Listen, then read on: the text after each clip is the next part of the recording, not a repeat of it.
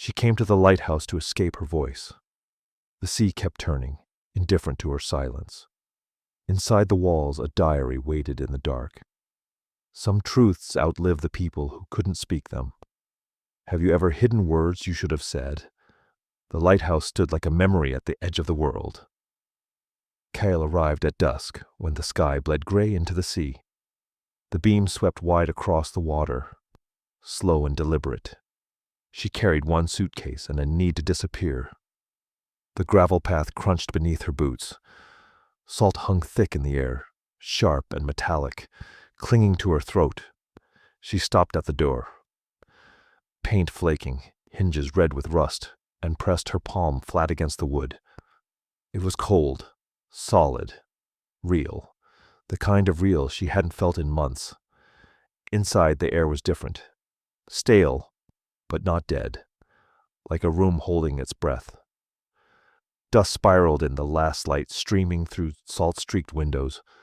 The walls were stone, thick and weathered, and every sound she made, the scrape of her shoe, the drop of her bag, echoed back louder than it should have. The lighthouse had been abandoned for 6 years. No neighbors, no cell signal, just wind, gulls, and the rhythmic groan of the rotating light mechanism overhead. She climbed the spiral staircase, one hand trailing along the cold iron rail. The stairs were narrow, steep, winding upward into shadow. At the top, the keeper's room waited. A desk, a chair, a narrow bed with a bare mattress. One window facing the sea. She stood there for a long time, watching the beam slice through the gathering dark over and over, patient and indifferent. This was what she'd wanted. Silence, distance. A place where no one could ask her questions she didn't know how to answer. A place where the only voice she'd hear was her own. Or maybe not even that. She'd left behind a life that had become too loud, too full of people who expected things from her she couldn't give. The lighthouse was a self-imposed exile. She told herself it was temporary. She didn't believe it. She set her suitcase on the floor and opened it. Clothes, a few books, a photograph she kept face down. She didn't unpack. Not yet. Instead, she moved to the desk, running her fingers along the scarred wood. Someone had worked here, lived here, left marks. There was a mug, long empty, a ring of dried coffee staining the bottom, a rusted tin of matches, and a logbook. It sat in the center of the desk, pages yellowed and warped at the edges. She lifted it carefully, felt the weight of it in her hands. The cover was cracked leather, soft with age. She opened it to the first page. The handwriting was cramped, deliberate. Each letter formed with care, as if the act of writing itself mattered more than speed. Dates, weather patterns, tide times, routine entries tracking the rhythm of the sea. She flipped forward, scanning pages. The entries grew sparser as the years went on. Fewer notes, longer gaps. And then, 6 years ago, they stopped. The last entry read, beam rotation irregular, fixed, storm expected by morning. Nothing after that, just blank pages waiting. Kyle closed the book slowly and set it back on the desk. She didn't know why, but her hands were shaking. Not from cold, from something else. Recognition, maybe. Or the strange intimacy of reading someone's last words without knowing they were the last. The beam passed over her window. She turned, watching the light sweep across the room, illuminating dust, shadow, the shape of her own silhouette against the glass. For a moment, she felt seen, not haunted, not watched by something malicious, just noticed. Like the lighthouse itself was acknowledging her presence, like it had been waiting. She moved to the small kitchen alcove. A single counter, a sink stained with rust, a 2-burner stove that looked older than she was. She found a candle in a drawer, half melted, and lit it with one of the matches from the tin. The flame wavered, then steadied. The smell of wax filled the room, warm and faintly sweet, cutting through the salt and dust. Outside, the wind picked up. She heard the gulls crying, distant and sharp, the rhythmic groan of the light mechanism overhead, turning, turning, turning. The sound was almost soothing, predictable. She realized she hadn't heard predictable in a long time. She sat at the desk, the candle flickering beside her, and opened the logbook again. This time she didn't read the entries. She just held it, felt the texture of the pages, the weight of someone else's routine, someone else's solitude. She wondered who they were, why they'd left, whether they'd been running too. The beam swept past again. The room went dark, then bright, then dark. She closed her eyes and listened to the sea below, crashing, pulling back, crashing again. A rhythm older than the lighthouse, older than her, older than what she was running from. She didn't know yet what she'd find here, but for the first time in months she felt like maybe she could breathe. The first 3 days passed in motion. Cale woke with the light when the beam stopped turning and the sun began to rise over the water. She didn't set an alarm. She didn't need one. The rhythm of the lighthouse was enough. She cleaned. Not because the space was unbearable, but because the act itself was soothing. Repetition. Control. She scrubbed salt from the windows until the glass was clear enough to see the horizon without distortion. She oiled the hinges on the door until they stopped groaning. She replaced burnt-out bulbs in the stairwell, one by one, climbing and descending until her legs ached and her hands smelled like metal and dust. It felt good, purposeful, like she was earning the space, paying rent to the past in small acts of restoration. The logbook stayed on the desk. She passed it every time she moved through the keeper's room, and each time she felt the pull to open it again. Sometimes she did. She'd read an entry or two. Notes about wind speed, visibility, the occasional ship passing in the night. The handwriting never changed. Steady, careful, the kind of writing that came from someone who had time and chose to use it deliberately. On the second day, she found a rusted compass in the drawer beneath the desk. The glass was cracked, the needle stuck pointing northeast, but when she held it in her palm, it felt warm, like it had been waiting. She set it on the windowsill next to the candle. In the kitchen alcove, she discovered a tin of tea, the leaves so old they'd hardened into a solid mass. She pried the lid open, and the smell hit her immediately. Bergamot. Faint, but unmistakable. She wondered if the keeper had drunk it every morning, standing at the window, watching the light fade into day. She wondered if they'd been alone by choice or circumstance. She found nautical charts rolled and tucked into a wooden crate near the staircase. When she unrolled them, the paper crackled, brittle at the edges. The coastline was mapped in meticulous detail. Rocks, currents, shallow water marked in red ink.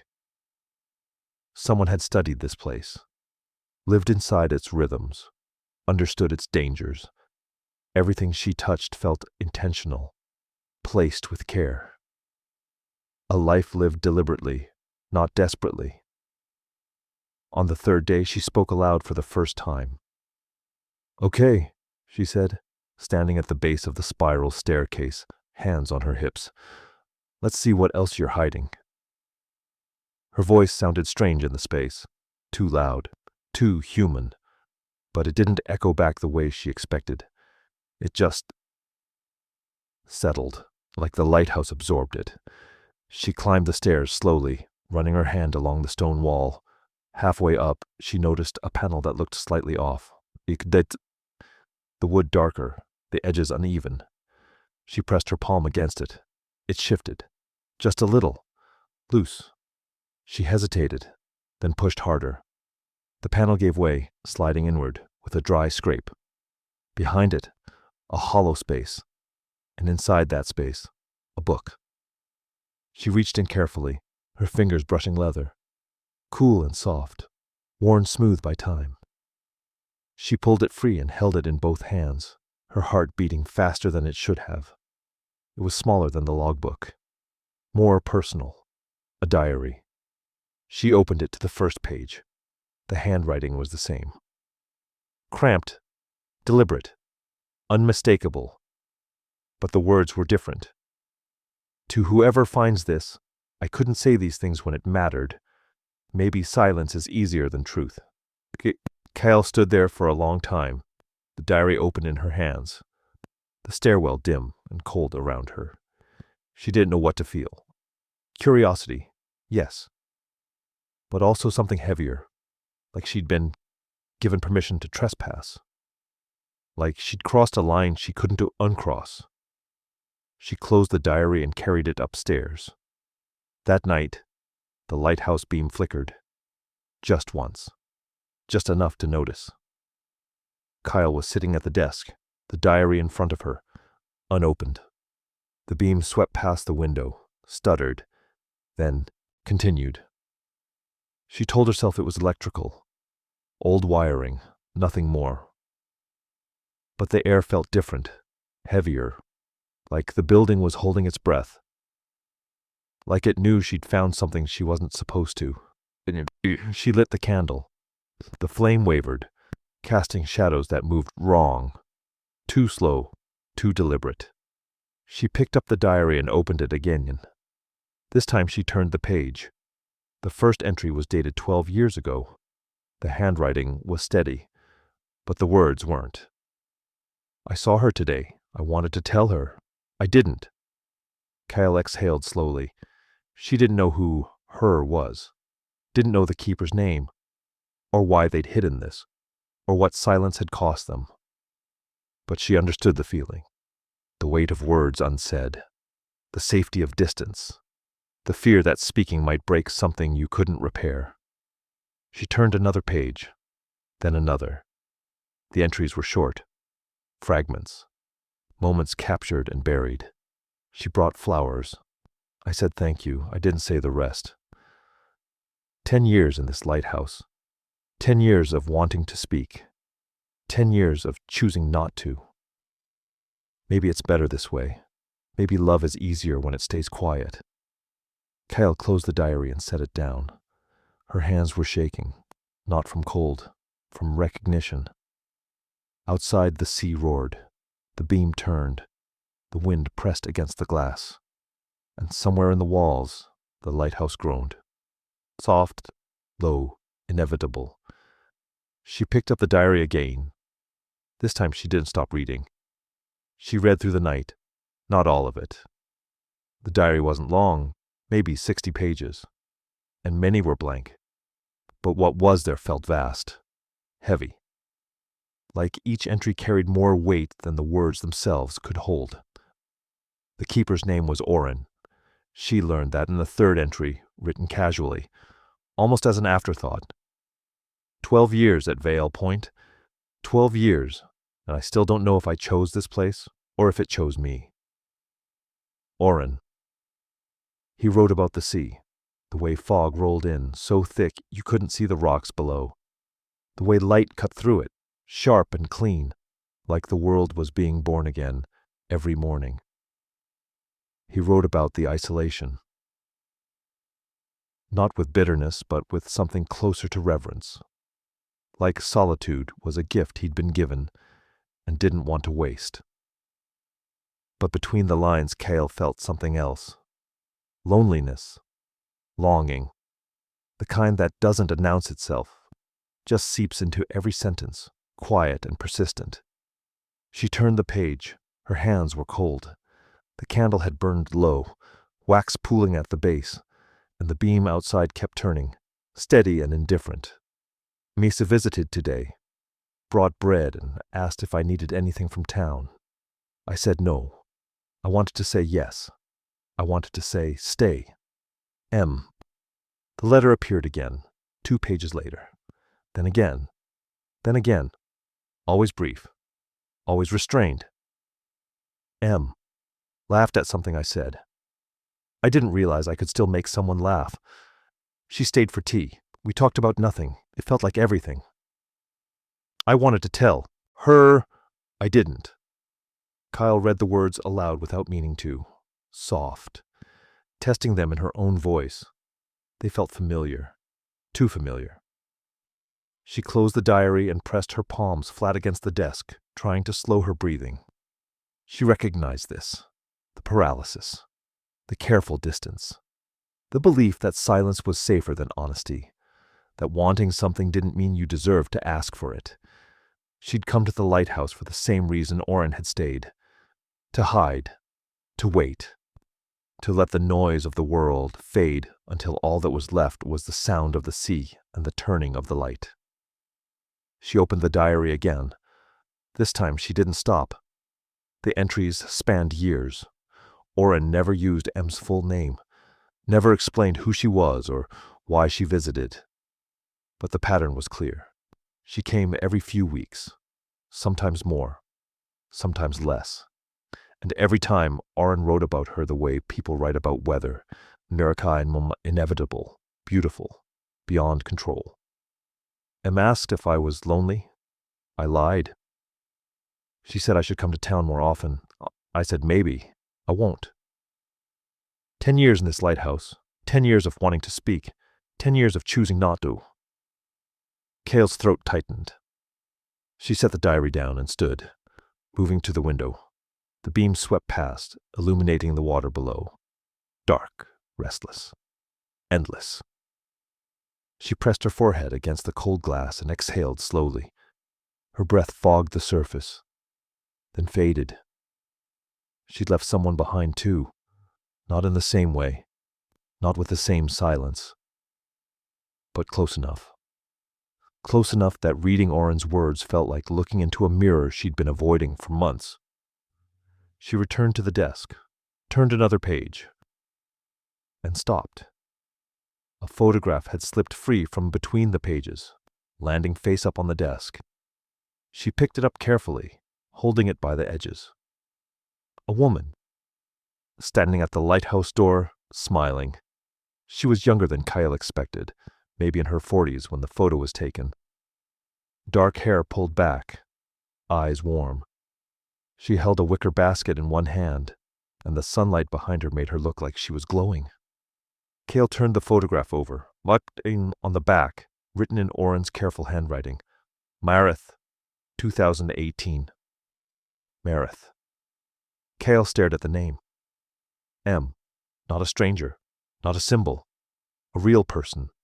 Someone who'd stood where Cale was standing now. Someone who'd brought bread and tea and laughter into this cold, isolated place. Someone Oren had loved and never told. She sat back down, the photograph still in her hand, and opened her laptop. The Wi-Fi was weak but functional. She typed the name into the search bar. Marith. Vial Point. Lighthouse. It took less than a minute to find her. A local directory listing, a phone number, an address in the village 20 minutes south along the coast. Still there. Still close. Cal closed the laptop slowly. Her heart was beating too fast. She didn't know what she'd expected. Maybe that M had moved away, or passed, or disappeared into the same silence Oren had. But she was real. Alive 20 minutes away. She looked down at the diary, then at the photograph, then back at the window where the beam kept turning. The lighthouse felt different now. Not empty, not waiting, just watching. She picked up the diary again and read the next entry. She asked me once if I believed in second chances. I said yes. I didn't tell her I'd already missed mine. Cale closed the book and stood. She didn't know what she was going to do yet. But she knew she couldn't stay still anymore. Something had shifted. Something had pulled tight inside her, like a rope she didn't know she was holding until it started to move. She walked to the window and looked out at the water. The beam swept past. Once, twice, 3 times. She whispered to the glass, to the room, to the past that was still here. Who was she to you? The lighthouse didn't answer, but the wind outside picked up, and somewhere below, the sea crashed harder against the rocks. She drove to the village the next morning. The photograph sat in her passenger seat, face up. Mareth's smile caught in sunlight that no longer existed. Kyle kept glancing at it, checking, like the image might change if she looked away too long. The road hugged the coast. On her left, the sea stretched flat and gray under low clouds. On her right, hills rose steep and green, dotted with stone cottages and wooden fences that looked older than the roads themselves. She passed a church, a pub, a general store with faded paint, and a bench out front where 2 men sat drinking coffee, watching her car pass with the kind of attention that came from knowing everyone who belonged and noticing everyone who didn't. She found Mareth's house at the end of a narrow lane, small, whitewashed, a garden out front with roses climbing the fence, their blooms heavy and starting to fade. Kyle parked and sat for a moment, hands still on the wheel. Her heart was beating too fast. She didn't know what she was going to say, didn't know if she had the right to say anything at all. She picked up the photograph and got out of the car. Mareth answered on the second knock. She was older than in the photograph, 60, maybe more, but her eyes were the same, warm, careful. She looked at Cale with the kind of wariness that came from too many strangers showing up with questions. "Can I help you?" Her voice was soft, measured. Cale held up the photograph.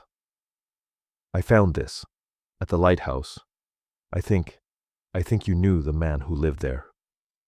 Mareth's face changed, not immediately, just a slow shift, recognition, then something heavier, grief maybe, or memory that felt too close to touch. She stepped back and opened the door wider. "You better come in." Inside, the house smelled like tea and wood smoke. The walls were lined with photographs. Family, friends, moments caught and framed. Kyle followed Mareth into a small kitchen where sunlight poured through lace curtains, soft and diffused. Mareth gestured to a chair at the table. Cale sat. Mareth stood by the counter for a moment, her back to Cale, hands braced against the edge. Then she turned and sat across from her. "Oren was my brother," she said. Her voice was steady, but her hands weren't. She folded them on the table. "Younger, by 3 years. He lived at that lighthouse for 12 years. Died 6 years ago." Cale nodded slowly. "I found his diary, hidden in the wall." Mareth exhaled, not surprised, just resigned. "He told me he was going to leave it there. Said maybe someone would find it someday. Someone who'd understand." She looked at Cale then, really looked. "Did you?" "I think so," Cale said quietly. "He wrote about someone. I thought that was you." Mareth smiled, but it didn't reach her eyes. "It was, for a while, but then it wasn't." She paused, her fingers tracing the edge of the table. "He was writing about Asla, my best friend. He loved her, for years. He never told her." Kyle felt something tighten in her chest. "Why not?" "Because she was engaged," Mareth said simply. "To a good man, a kind man. Oren didn't think he had the right to say anything. Didn't think it would be fair. So he just stayed quiet. Stayed at the lighthouse. Watched her get married. Watched her move away. And wrote letters he never sent." The room felt smaller suddenly. Kyle's hands were cold. "What happened to her?" Mareth's face softened, but the grief in it deepened. "She died 3 years ago. Cancer. It was quick. She didn't suffer much, they said." She looked down at her hands. Oren came to the funeral. Stood in the back. Didn't speak to anyone. I found him afterward, sitting in his car, just staring. I asked if he was all right. He said yes, but I knew he wasn't. Kyle's throat felt tight. When did he? 6 months later, Marith said. Heart failure, officially, but I think it was grief. I think he'd been holding on for so long, and when she was gone, there was nothing left to hold on to. She looked up at Cale. He left the diary in the wall on purpose. He wanted someone to read it, to know what silence cost him. Kyle couldn't speak, couldn't move. The words sat heavy in her chest, pressing down, making it hard to breathe. Marith stood and walked to a cupboard near the door.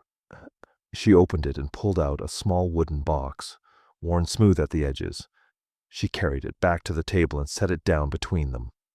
These are his, she said. Letters. He wrote them to Isla over the years. Never sent a single one. I found them in his room after he died. I didn't know what to do with them. She pushed the box across the table toward Kyle. Maybe you will. Kyle stared at the box. Her hands trembled as she reached for it. The wood was cool under her fingers. Solid. Real. Why are you giving them to me? She asked. Marith looked at her for a long moment. Then she said, because you came here. Because you found his diary and you didn't just leave it in the wall. Because I think you understand what it means to carry words you can't say. She paused. And maybe you'll do what he couldn't. Kyle left the house 20 minutes later, the box of letters cradled against her chest. Marith stood in the doorway, watching her go, one hand raised in a small, tired wave. Kyle got into her car and set the box on the passenger seat next to the photograph. She started the engine, then stopped. Her hands were shaking. Her vision blurred. She pressed her palms against her eyes and tried to breathe. And then, for the first time since arriving at the lighthouse, she cried. Not for Oren, not for Isla.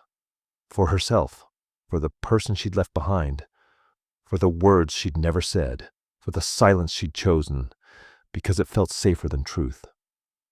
She cried until her chest ached and her breath came ragged and uneven. And when she finally stopped, when the tears dried and the world came back into focus, she looked at the box of letters and understood. This wasn't just Oren's story. It was hers. She drove back to the lighthouse in silence. No radio, no open windows, just the hum of the engine and the weight of the box on the seat beside her.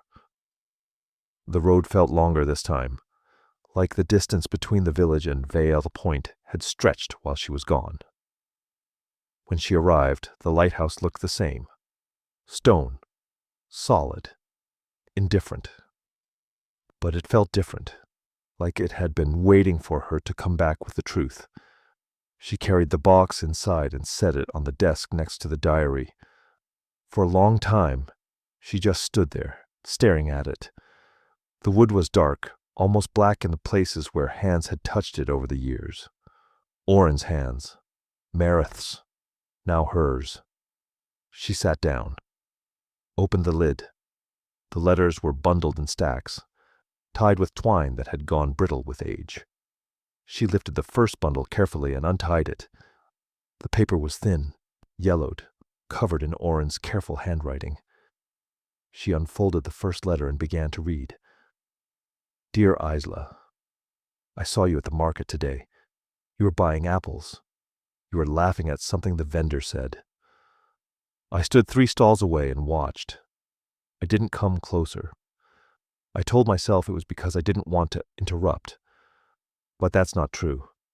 The truth is I didn't know what to say. I never do. I hope you're happy. Oren. Kyle set the letter down. Her hands were shaking. She picked up another. Dear Isla, it's been 6 months since you got married.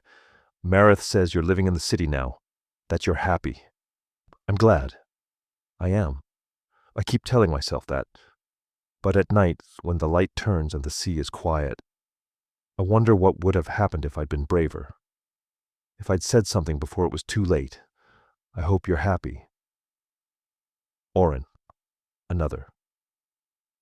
Dear Isla, 10 years. I've been writing these letters for 10 years. I don't know why I keep doing it. You'll never read them. Maybe that's the point. Maybe it's easier this way, to love someone from a distance, to keep the words safe where they can't hurt anyone. I hope you're happy. Oren. Kyle read through them all. 37 letters. 12 years of silence folded into paper and tied with string. Each one began the same. Each one ended the same. And in between, longing, specificity, the ache of watching someone live a life you weren't part of and pretending that was enough. She set the last letter down and pressed her palms flat against the desk. Her chest felt tight. Her throat burned. Oren hadn't just loved Isla. He'd studied her, memorized her, built a version of her in his mind out of stolen glances and overheard conversations and the shape of her laugh from across a room. And he'd carried that love in silence until it killed him. Cal thought about the person she'd left behind, the words she'd never said, the distance she'd chosen because it felt safer than honesty. She'd told herself it was for the best, that some things were better left unspoken. That silence was a kindness, but it wasn't. It was just fear dressed up as consideration. Maybe silence isn't safety. Maybe it's just the slow architecture of regret. If you've ever stood at the edge of something you couldn't say, I'll be here, telling stories like this every week. Subscribe, because some truths don't get easier with time. She stood and climbed the spiral staircase to the top of the lighthouse. The keeper's room was cold. The beam turned overhead, casting light across the dark water in slow, sweeping arcs. She carried the letters with her and stood at the window, watching. The light kept moving. The words had stayed still. For a moment, she considered it, burning them, letting the letters turn to ash and scatter into the sea, erasing the evidence of Oren's silence as if that might undo what it had cost him.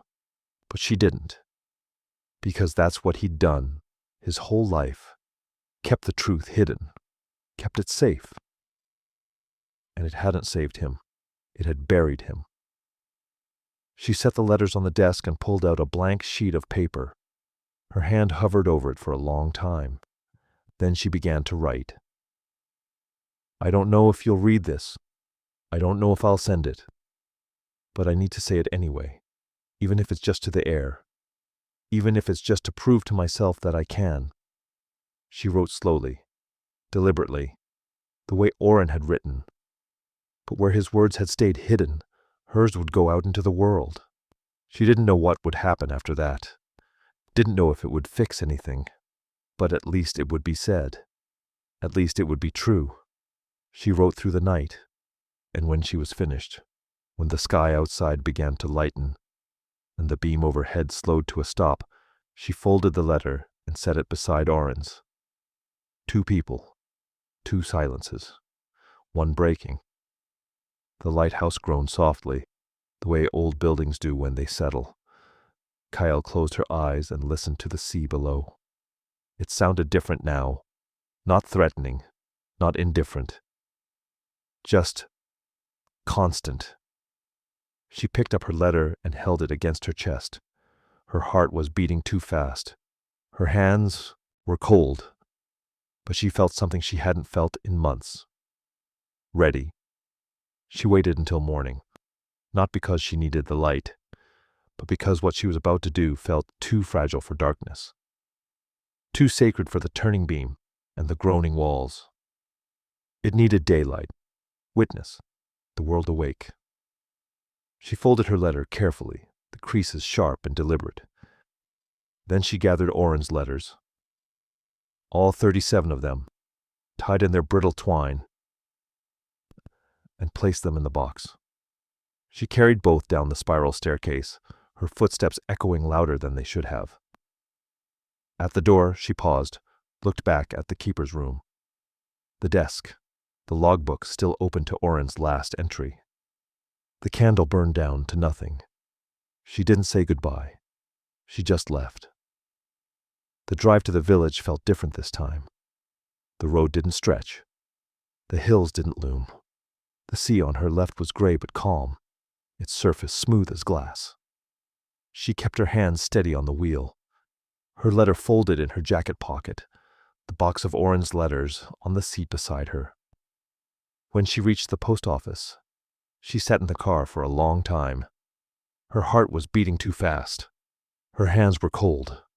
She looked down at the letter in her lap and read the first line again. I don't know if you'll read this. I don't know if I'll send it, but I need to say it anyway. She'd written it. That part was done. But sending it, that was different. That was irrevocable. Once the letter left her hands, there was no taking it back. No pretending she hadn't said what she'd said. No safety in silence anymore. She thought about Oren. 12 years of letters tied with string and hidden in a box. 12 years of wanting to speak and choosing not to. 12 years of calling that love. But it wasn't love. It was fear. And she was done being afraid. She got out of the car, the letter clutched tight in her hand, and walked into the post office. The woman behind the counter looked up, smiled politely, asked if she needed help. Kyle set the letter on the counter. Her voice came out steadier than she expected. I need to mail this. The woman weighed it, applied the stamp, dropped it into the bin behind her. Just like that. Gone. Done. Sent. Kyle stood there for a moment, staring at the empty counter. Her hands were shaking now, not from fear, from release, like she'd been holding her breath for months and had finally exhaled. She drove to Mareth's house next. The roses in the garden were still heavy, still fading. Mareth answered the door, wearing the same careful expression as before. Warm but wary. When she saw Cale holding the box, her expression changed. You read them, she said quietly. Cale nodded. All of them. Mareth stepped back, opened the door wider. Cale followed her into the kitchen. The sunlight was softer this time, diffused through clouds. Mareth gestured to the table. Cale set the box down between them. I mailed my letter, Cale said. The one I wrote, to the person I left behind. She paused, her fingers resting on the edge of the box. I think you should give these to Isla's daughter. She should know her mother was loved, that someone saw her and remembered. Mareth's eyes filled, but she didn't cry. She just nodded, her hand reaching across the table to touch the box. She lives in the city. I haven't spoken to her in years, but I'll find her. I'll make sure she knows. Cale exhaled slowly. He wanted someone to read them, to understand what silence cost him. Maybe she needs to know that too. Mareth looked at her then, really looked. What did it cost you? Kyle's throat tightened.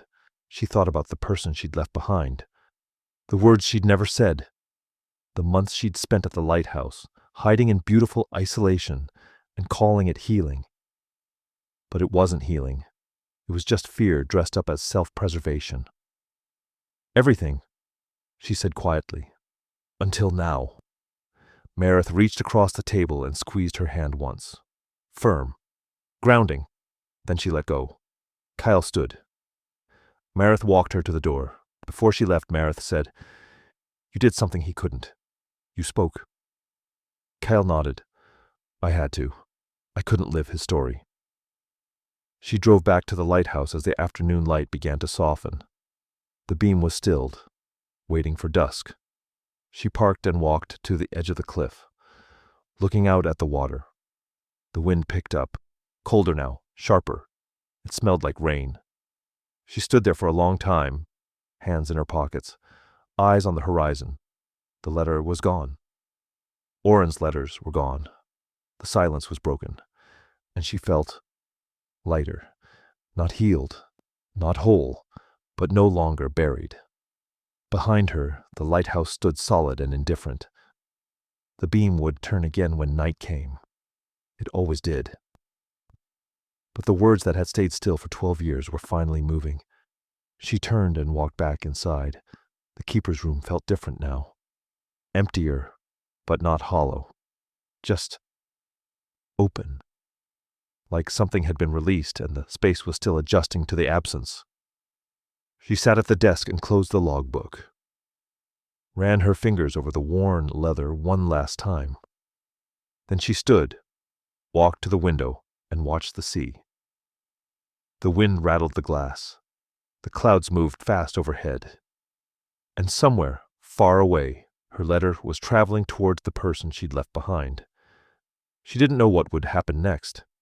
Didn't know if they'd read it. Didn't know if it would change anything. But she knew she'd said it, and that was enough. The days after felt longer, not heavier. Just slower, like time had stretched to make room for everything she'd set in motion. She didn't wait for a response. Didn't check her phone every hour or stand by the mailbox hoping for something to arrive. She'd said what she needed to say. What happened next wasn't hers to control. Instead, she walked. Long, wandering paths along the cliffs, where the wind pulled at her hair and the sea stretched out gray and endless below. The lighthouse stood behind her, its beam turning through the fog each night, steady and indifferent. She didn't think about Orrin as much anymore. Didn't feel haunted by his silence. Just grateful. For the diary, for the letters, for the warning he'd left behind. She spent hours in the keeper's chair, watching the light sweep across the water. The mechanism groaned softly overhead, familiar now, almost comforting. The logbook stayed closed on the desk. She'd considered taking it with her when she left, whenever that would be, but decided against it. It belonged here, part of the lighthouse's memory, part of the stone and salt and endless turning light. On the 5th day, Meredith came to visit. Cale heard the knock and opened the door to find her standing on the gravel path, a basket in her hands, her expression softer than it had been before. Cale stepped aside. Meredith came in without a word and set the basket on the counter. Bread, tea, a jar of honey. "You don't have to keep bringing me things," Kyle said quietly. Meredith smiled. "I know, but I want to." They sat at the small table by the window, cups of tea warming their hands. The silence between them wasn't uncomfortable. It was just present, like neither of them needed to fill it with words. Finally, Meredith spoke. "I found Isla's daughter. Gave her the letters." Kyle looked up. Her chest tightened. "And?" "She wept. Meredith said simply. "For hours, I think. She didn't know. Had no idea Orrin felt that way about her mother. She thought he was just a family friend. Someone who came to the funeral out of obligation." She paused, her fingers tracing the rim of her cup. "She thanked me. Thanked you. Said it changed the way she saw her mother. Made her feel seen. Loved in a way she hadn't understood before." Kyle exhaled slowly. She didn't realize she'd been holding her breath. "He would have wanted that," she said. "I think so too," Meredith replied. They sat in silence again. Then Meredith looked at her, eyes steady and kind. "What about you? Have you heard anything?" Kyle shook her head. "No. And I don't know if I will. Does that scare you?" Kyle thought about it, turned the question over in her mind like a stone in her palm. "No," she said, finally. "Not anymore. I said what I needed to say. Whether they read it, whether they respond. That's not mine to carry." She looked out the window at the sea. Orrin's story didn't need a happy ending. It just needed to be told. Silence doesn't protect anyone. It just buries us alive. Meredith reached across the table and squeezed her hand. Once, firm, then let go. After Meredith left, Cale climbed to the top of the lighthouse. The sun was setting. the sky bruised with purples and grays. The beam hadn't started turning yet. It waited for full dark. She stood at the window and watched the light fade over the water. The waves rolled in, steady and constant. The wind rattled the glass. And somewhere, far away, her words were moving through the world. Maybe being read. Maybe being folded and set aside. Maybe being held close to someone's chest the way she'd held Oren's letters. She didn't know. And that was okay. The light doesn't chase anything, she thought. It just keeps moving. Steady. Inevitable. It doesn't need permission. It doesn't need answers. It just turns. She sat down in the keeper's chair and closed her eyes. The wind howled outside. The mechanism groaned to life overhead. The beam began to sweep across the water, cutting through the dusk, over and over, patient and relentless. She thought about the person she'd written to. Wondered if they were reading her words right now. Wondered if they were angry or relieved or heartbroken. Wondered if they'd ever write back. She hoped they would, but she could live with it if they didn't. Because she'd done the thing Oren never could. She'd spoken. She'd sent the words into the world instead of hiding them in a wall. And whether or not they changed anything, whether or not they were received the way she hoped, she'd tried. She'd been honest. She'd refused to bury herself alive. That had to be enough. The beam turned. The sea crashed below. The sky deepened to black. And Kyle sat in the keeper's chair, eyes open now, watching the light move across the water. Not waiting for anything. Not running from anything. Just here. Present. Alive. The lighthouse groaned softly, the way old buildings do when they settle into night. She reached out and touched the wall beside her. The stone was cold and solid under her palm. "Thank you," she whispered. The lighthouse didn't answer, but the beam kept turning, and that felt like enough. She woke to soft light. Not the beam. That had stopped hours ago. This was morning, pale and gentle, filtering through the salt-streaked glass, turning the keeper's room gold at the edges. She lay still for a moment, listening. The sea was calm. The wind had dropped. The lighthouse was silent except for the creak of old wood settling and the distant cry of gulls circling the cliffs. She got up slowly, dressed, and walked outside. The air was cool and clean, carrying the smell of salt and wet stone. The path to the lighthouse was overgrown with wild grass and weeds, tough and stubborn in the thin soil. She stood there for a moment, looking at it. Then she walked back inside and found a pair of gardening gloves in the cupboard beneath the stairs. Meredith had left them weeks ago, along with a small trowel and a packet of wildflower seeds. She knelt at the edge of the path and began to dig. The soil was rocky and hard, but she worked slowly, loosening the earth, clearing space. She planted the seeds one by one, pressing them gently into the ground, covering them with soil and patting it down with her palms. She didn't know if they'd grow, didn't know if she'd be here long enough to see them bloom. But that didn't matter. She was planting them anyway. Meredith arrived an hour later, carrying a watering can and a soft smile. She didn't ask what Kale was doing. She just knelt beside her and started planting too. They worked in silence. No words.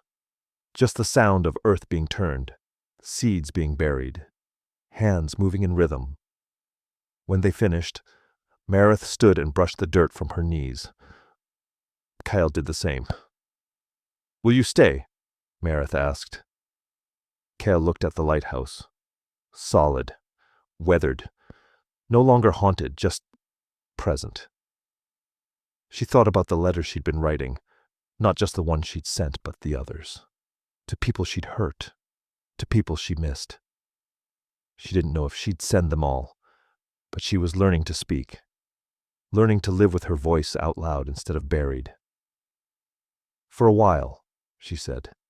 "Not because I'm hiding, because I'm choosing to. Marith nodded. That's different. Yes, Cale said. It is. Marith left soon after, waving from the gravel path. Cal stood at the door and watched her go. Then she turned and walked back inside. She climbed the stairs to the keeper's room and sat at the desk. The logbook was still there, closed. The candle had burned down to nothing. She opened the drawer and pulled out a blank sheet of paper.